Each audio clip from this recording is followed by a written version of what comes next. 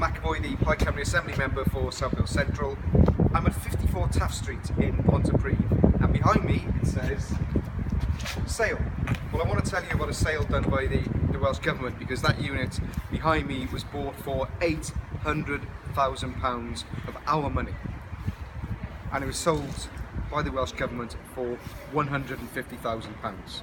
Now it's a little bit further down, at number 69, we had a similar kind of transaction where the government made a massive loss. Actually, it's us taxpayers making a huge loss. The two sales in this street add up to almost £1 million loss, which is completely unacceptable. When we look also at the Lisvein land deal, where we lost between 30 and 40 million pounds, then I'm starting to think that this isn't a coincidence, because it's the same Labour minister, the same Labour government, and my question is, what is going on?